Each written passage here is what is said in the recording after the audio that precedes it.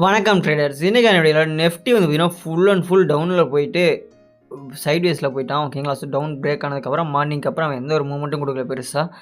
போனதுலேருந்து ஒரு ஒரு 0.2% தான் ரெக்கவர் ஆனால் அதுக்கு மேலே அவன் எங்கேயுமே போகல அப்படியே நின்றுட்டான். ஓகேங்களா? ஸோ இது ஏன் எதனால் அதுக்கப்புறம் என்ன நடக்க போகுது, மிகப்பெரிய ஒரு பிரேக் அவுட் ஒன்று பண்ணியிருக்கான். ஓகேங்களா? ஸோ அந்த பிரேக் அவுட்டுக்கு அப்புறம் என்ன பண்ண போகிறான் அப்படிங்கிறத இந்த வீடியோவில் ஃபுல் டீட்டெயிலாக பார்க்க போகிறோம். அதனால் வீடியோ ஸ்கிப் பண்ணால் பாருங்கள், கடைசி வரைக்கும் பாருங்கள். 5 நிமிஷம் தான் வரப்போகுது வீடியோவே. ஓகேங்களா? ஸோ நேற்று வந்து வீடியோ பார்த்தவங்களுக்கு வந்து பார்த்திங்கன்னா தெரிஞ்சிருக்கும் நான் என்ன கொடுத்ததுன்ட்டு. ஸோ அந்த பாயிண்ட் வந்து பார்த்திங்கன்னா நீங்கள் நெஃப்டி வந்து பார்த்திங்கன்னா பிரேக் பண்ணி க்ளோஸ் பண்ணி இன்றைக்கி ரீடெஸ்ட்டும் பண்ணியாச்சு. ஓகேங்களா? ஸோ இப்போ அடுத்து நெஃப்டி என்ன பண்ண போகிறோம். ஓகேங்களா? ஸோ நெஃப்டியை பொறுத்த வரைக்கும் நம்ம நேற்றே கொடுத்துருந்தோம் இந்த ஒன் டே ஆர்டர் பிளாக். ஓகேங்களா?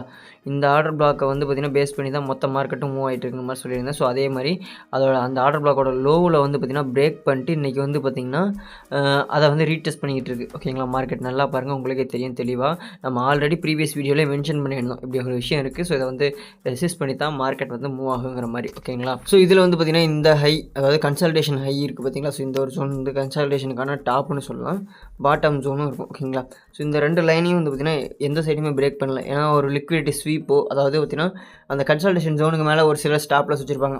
மேலே வச்சுருக்கிறவங்களாம் வந்து பார்த்திங்கன்னா மார்க்கெட் கீழே போகணும்னு வச்சுருப்பாங்க, கீழே வச்சுருக்கவங்களாம் மார்க்கெட் மேலே போகணும்னு வச்சுருப்பாங்க. ஸோ ஓகேங்களா? ஸோ இந்த ரெண்டு ஸ்டாப்லாஸையுமே நான் மார்க்கெட் வந்து பார்த்திங்கன்னா கலெக்ட் பண்ணல.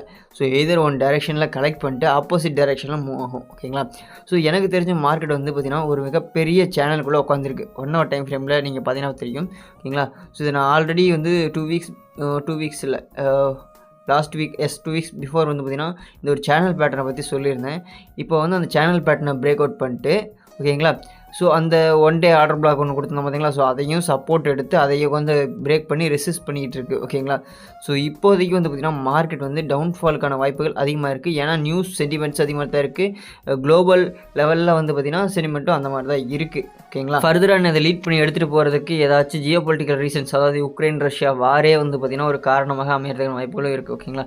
ஸோ இங்கே பாருங்கள் எந்த அளவுக்கு பிரேக் பண்ணி ரீடெஸ்ட் பண்ணிட்டு மறுபடியும் வந்து பார்த்திங்கன்னா மேலே போயிட்டு மறுபடியும் கீழே தான் வரும்னு நினைக்கிறேன். சப்போஸ் இந்த சேனலில் போய் மறுபடியும் டச் பண்ணும். ஓகேங்களா? அதாவது 23,400 போய் மறுபடியும் டச் பண்ணிட்டு மார்க்கெட் கீழே வர்றதுக்கான வாய்ப்புகள் அதிகமாக இருக்கிறது. ஓகேங்களா?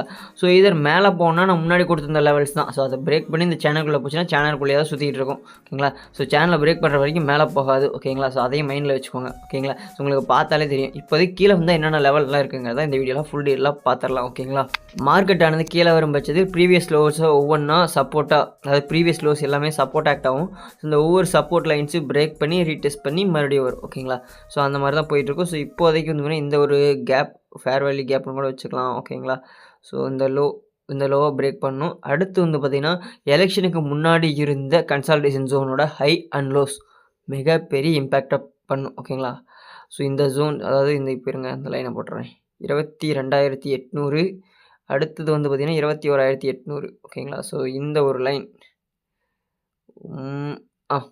கரெக்டாக உட்காந்துரு.